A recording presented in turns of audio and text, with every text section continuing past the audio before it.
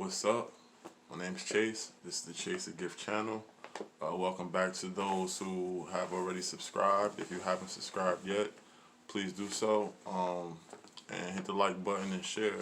Feel free to do that. This video, I was gonna use notes. I even recorded it already once, and I didn't like how it turned out. I don't really like how the notes thing does. So there's a few things on here that I do actually like though. So I'm gonna go with that off the top. One thing is, in general, I always feared becoming a failure, yet I don't recall a time where I strived to be successful. Just keep that in mind. Keep that in mind. Keep in mind, if you might have saw the video already, but one of the videos I did previous to this, I talk about how I feel as though everything happens for a reason, for you to be on your path, so on and so forth. And another thing is that everything comes around full circle. Karma, if you want to call it, Murphy's Law, however you want to call it, what goes around comes around. It's just full circle. So I wanted to start off with how I started to play basketball, when I started to play basketball, how I felt during the times on and off the court, because this story basically is going to intertwine. It's going to be my basketball and just me, because eventually after basketball was over, I had to find out who I was again, because at some point, and maybe you can help me figure this out in this video, at some point, basketball became who I was. Like, that was my identity. I started around 5 years old, probably similar to everybody else who started at 5 years old. My dad started working me and my brothers out, and throughout the story, I want you to do so. I know I already know some of it, and my thoughts would be jumping all over if I try to do it all the time, but just try to put together like thoughts that I share with you, and who I am that I share with you, like whether it's from another video or from you knowing me, from talking to me or whatever, not from assuming, apparently. But like I said, my dad was training us, and I didn't like it. I did not like it. But eventually, I would learn to dislike it enough to try to avoid it on every single level. So I also believe that everything ties into each other, because this story correlates with my high school story, my college story, my life story, just in general. How I'm about to tell you this portion of it. So this is Black Cloud brand. This is my brand. This is my baby. It's about emerging through situations and dark times and quote unquote black clouds, and not letting that define who you are. You know, like, because it's not who you, like, it's not you. You're not a black cloud. What you go through might be black cloud-ish, but you are what emerges from it, and that's why the boat is there. And that's why, you emerge through them hard times, and that's why it's not under, it's on top, because I'm on top of things. That's why black cloud is majority hats, because it's over your head. So like I said, a lot of this stuff ties into it, and I brought up the brand because at this very time, in the beginning, I think this might be how the brand was started, as far as like the quote unquote fight or flight, if I said that right, like basically running from situations. So I can remember like almost the first day we worked out in that backyard. I mean, in that school parking lot, the basketball court, and I got in the house. They tell me to go get the stuff to drink. I go in there, my mother automatically, "Oh, are you okay?" I'm not okay, and I'm about to be dramatic. I'm really not okay, mommy. I'm your baby. Don't let your boy go out like this. This not good. I'm seeing stars. I didn't see a celebrity. Didn't see nobody famous. I'm seeing stars. No sky. Just my eyes closed. I'm just going crazy. I'm losing it. Losing it. Um, my mom started letting me stay in the house extra. I would start using the bathroom extra, which is full circle because eventually that's how I got out of a lot of drills in high school, college, no matter what. If it was time not to do something, to do something, it was time for me not to do something. And I'm going to go chill in the bathroom. I might even pull my pants down and really sit on the toilet knowing nothing's about to happen just because. I don't know if you might look over and I want you to know I'm all the way faking the funk. Um, that was like the beginning of me not getting out of any drill, basketball. Then that became like life, early adulthood, really trying to avoid and run from situations. So like everything, like I said, ties into each other. So eventually I start going back to the court. Mind you, the juice that I'm bringing is not water. It's ices and little juice hugs. And if you ever see me play basketball, in high school especially, I was bad. I was drinking soda at the game, after the game, before the game, bubble gum, the whole game, like juicy bubble gum. Really for like 2 years, taking a whole carton of that Minute Maid to every game, like every single game, every practice. I need a whole jug. Full circle. I ended up being overweight from that my senior year. That's a whole nother story. Or maybe I did it already, whatever. Um, so back to the little jug, I'm taking it out. Eventually, I started disliking basketball. Um, Early too, not like disliking it, but I didn't want nobody to have control over me while I was doing it. Because it was like I didn't understand that. So I never understood the business side. I never understood why my dad made me work out. I never understood that. It took me a long time to understand that. And it brought me into tears the other day when I wrote it down on the paper. My dad ultimately just cared. And parents aren't perfect. I'm one. I know that. I'm not perfect. If my son knew anything I did while he was alive, let alone before he was alive, he would look at me like who I was, an animal, like just not a good person, just not doing the best of me, not doing what I could do. So I know my mom and my dad, I used to talk a certain way about them, but I know at the same time now, everybody just doing the best they could. And some people going to do a little bit better to the outside, but this person might still be giving their best. So I think he was trying to give us something that his brothers and him didn't have. And that was like a different way other than like the block. Or, like, so he gave us ball, and I'm very appreciative for him doing so, because I'm also a believer that like when that ball is life stuff started, I didn't like that. I was coaching, I was teaching, everyone became elite overnight. All the videos and content of somebody actually playing ball and messing up became a highlight. So now everybody is nice. And my ideal or my ideology behind ball is life is this: ball can only be life if it did two things for you. That's if you're like ball is life, like all you do is eat, sleep, ball all the time. Or in my case, like life life became life because of ball for me. Like I learned life through ball. Like that's why ball is life for a person like me.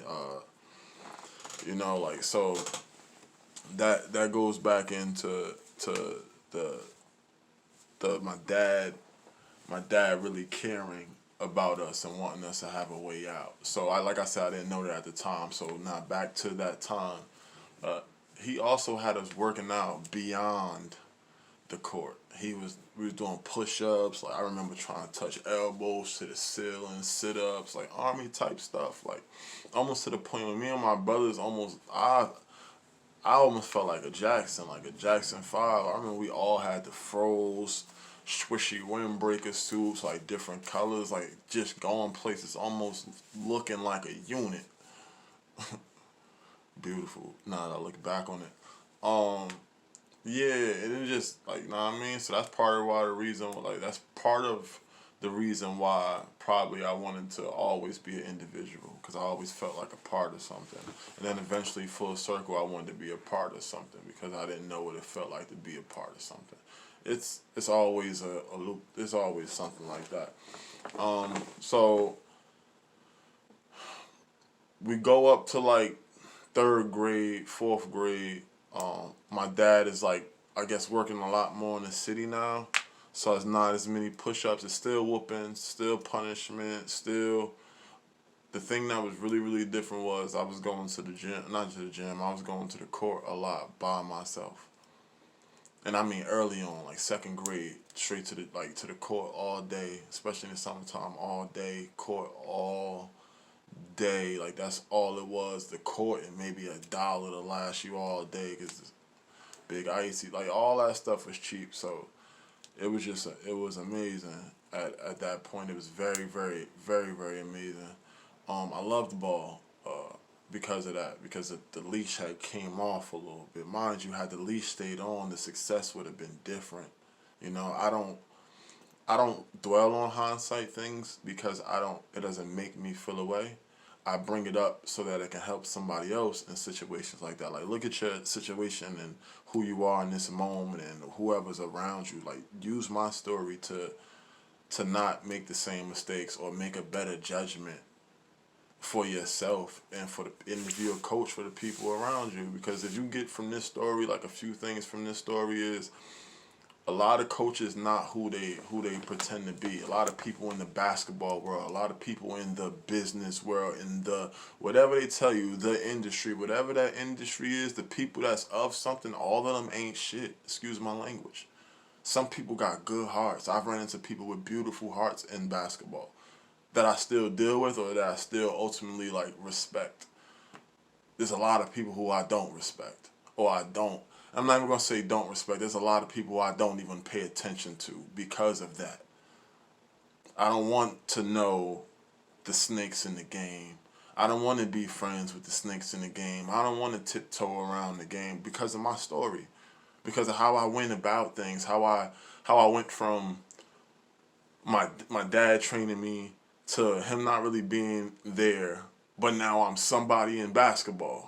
And people really wanting to like, oh, be on top of you, you know what I mean, and wanting you around and bringing you around to play on their team, and they see your situation. These grown adults, grown men, grown adults will manipulate you. Yo, I know this kid needs sneakers. I'm gonna make it look like I'm buying him sneakers outside the ball.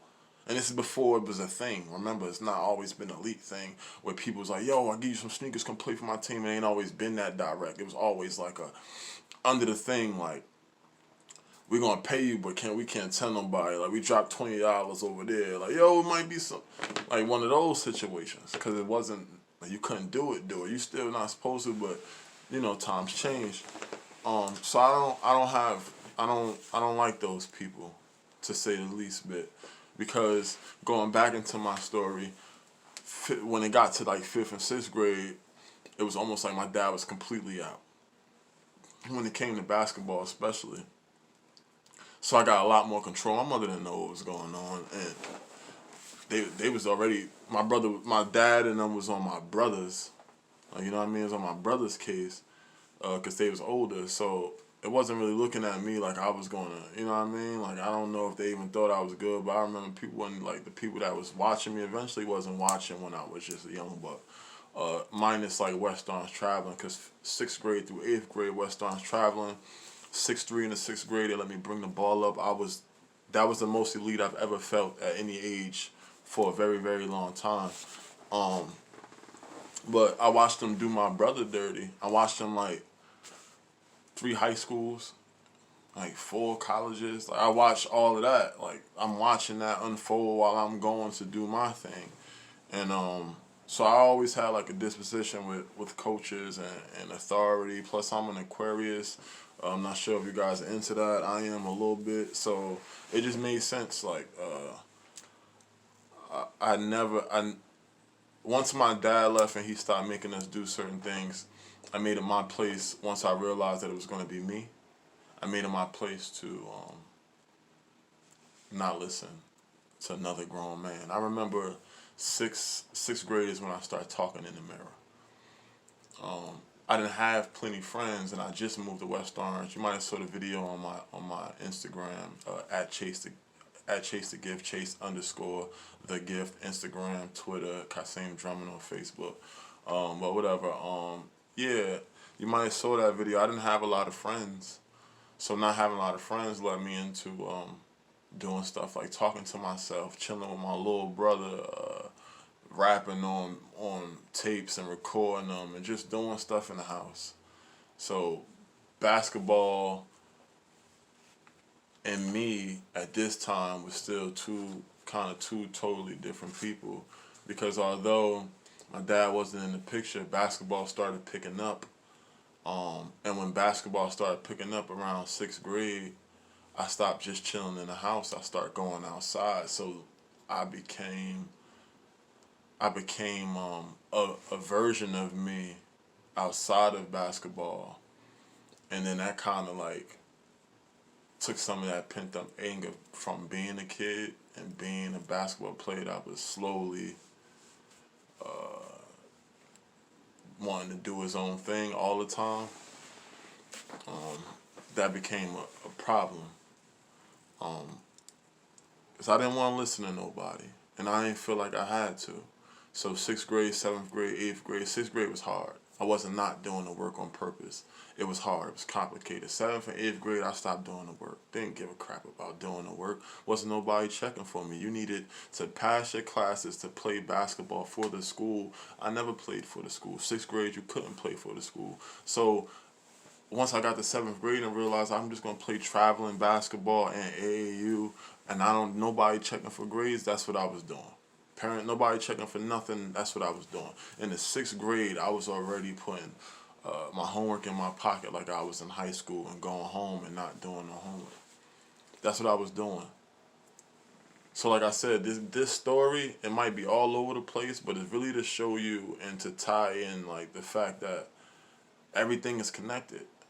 Like, you can't be, I was lazy on the court, or lazy on the court. I became lazy in school, really, really lazy on the court now. And nobody could tell me nothing nowhere, or nobody was telling me anything. So that made it it kind of made it okay. So I'm going to try to leave this story all the way to the eighth grade and leave it on a good note, right? So, like I said, fifth, sixth, seventh, eighth grade, sixth, seventh, eighth grade, best basketball of my life. Nobody making me do nothing. Mind you, my life, who I was becoming as a person, was getting down and darker, more into a black cloud. So I say but basketball was tremendous still. The problem was that who I was as a person, I was kind of pretending to be somebody because I was disliking how I was being tall. I didn't like being tall around all of these short people. It became a problem being big, because I realized how big I was, and I realized how much of a sore thumb I was, or how much I was a black cloud to people. For instance, I have a story of me and my buddy. We both in the seventh grade. He was a little bit older than me because he stayed back. But long story short, we get into a scuffle. I throw his head into the tree. He runs to the house. He gets his uncle. His uncle immediately runs out. I'm scared for my life because he didn't look at me like a kid. He looked at me automatically like I was big. I'm probably older than him, probably a teenager. Mind you, I was only in the seventh grade, but I was like 6'5". So I can understand why, but that was why I started disliking being tall. At the same time, I loved it on the court because I didn't know how tall I was on the court because of the fact that I played for West Orange Traveling, New Jersey Elite with Galen Smith, and they let me play basketball to an extent. Like, I could dribble the ball up if I get the ball, because it's just what it was. Like, it was basketball. It wasn't you big. No, I didn't know that I was big until I got to high school. But like I said, that's going to be another story. Well, I know I was big on the court, like a big man, until I got to high school, where the limits came in. Because when you're a coach and you know nothing about basketball, you limit players based on their height and what people tell you they should be doing, not based on trying to develop skills and see where they're actually at. But that's another story. So I get back into the seventh and eighth grade, playing tremendous basketball, not liking who I was, because I started hanging outside a lot more. So I started pretending I was shorter. I would walk with the hunch and all of that. So like I said, I'm gonna finish this story on a really, really good end. That's when 8th grade graduation came, and I told this story before, but I'm gonna tell it again for those who didn't see it. And if you didn't yet, do this, please. Subscribe, like, share this video, this content, these videos, these collection of videos, because I'm trying to help somebody. It might be you, it might be somebody you know, it might be your kid one day. It might not be nothing with basketball. This is just my niche. Like this is how I became who I am. That's my door, and I got behind the door through basketball to be who I am. So 8th grade year, graduation day come. I practiced graduation. Did not want to go to graduation because I realized that it's going to be at the high school, West Orange High School. I'm not used to that. The school way bigger. We go up there to practice. I noticed that the first person in is going to be the first person to walk across stage, walk across, be done. I'm 6'8". I'll be the last one. The attention all on me. I already walk with the hunch because at this point I dislike being tall outside of basketball. I sat with Ira in his car. He's like my guy. I call him my godfather every so often. I call him my uncle. He's just a really, really good dude who's been in my life since about 4th, 5th grade. Um, and we sitting there. He asked me, "Am I going?" He's like, "You really not gonna go?" I didn't want to go. He really wanted me to go. My grandma was coming up. It was just like it was a thing, and he wanted me to go. It was like, so I told him why I wasn't going was because of the tall thing. He looked at me, and I used to know the words verbatim, but I don't know them exactly anymore. But something along the lines of, "You're gonna always be this size, if not bigger. And when you become older, when you get older, the very thing that you don't like about yourself right now is going to be one of the reasons why everybody's going to be attracted to you and adore you. Like, they're going to be adoring you because of how tall you are. You're going to be a statue to people." And eventually that became true. At that very moment, we hit the van. You know, Ira, he got the van. We hit the van. We go get some stuff to wear, shoes included. I go to graduation. Long story short, a few days after that, basketball and me came back together.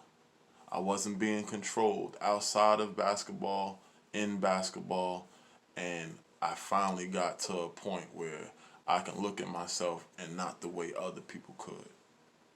It wouldn't always remain that way because high school will be starting in a few months. But it started right there. And a few days later, I go to summer enrichment program at Essex County Vocational School. At the very start of that program, it was also Newark Youth Games. So me, basketball, life, all together, everything flowing. The first day of summer enrichment, I realized that everybody liked me because I'm tall. Everybody. Like, everybody wanted to be cool with me. Chicks wanted to holler at me. It was amazing. And I wasn't getting that from nowhere in West Orange, ever. And then at the same time, I was playing basketball. And I'm gonna go into that story later down the line. I was playing basketball for the youth games. Phenomenal time because I could stay. Nobody was controlling me. I can go from the summer enrichment program and go to the hotel and stay at the hotel because that's what it was. And I had a room by myself because DC didn't come stay. So that's the story of like the beginning of basketball, how the lazy part of me came, how I would say like the beginning of running away or the AKA like trying to stay in a black cloud, how that started. I know, like I said, I know I'm all over the place. This video is a little bit longer than I wanted it to be. But do me a favor. Like I said, if you did not subscribe. If you did not like it, like it. If you want to share it on any platform. If you want to, you can follow me at Chase the Gift, Chase_the Gift on Instagram and Twitter. Kasim Drummond on Facebook. Everything will be underneath here. I do want to apologize for not fully having a certain look. Like I'm not for you, but for me because I want certain things to look a certain way. So that's kind of why I didn't want to make the video because I haven't fully set everything up yet, and it's been a couple days since I made any video because in reality I'm still trying to figure it out, and that's why I need you guys to like and share and comment below so that I know what you like and what you don't like, and then what's interesting and what you would like to know more of. So with that being said, If you have any questions about this video, please comment below. If you think I should have added XYZ, anything you feel as though I missed or I should have talked more about or anything, go ahead and comment down there. And like I said, you could DM me, message me. I'm very, very open to speaking and having a conversation with people. Black Cloud Brand, that's one of my babies. I truly appreciate everybody for coming out and looking at this video. Like I said, please like, subscribe, share, because that helps me, and helping me will allow me to help anybody and everybody that I come in contact with. And if you watch enough videos, you would truly, truly understand that's where my heart is. Bless.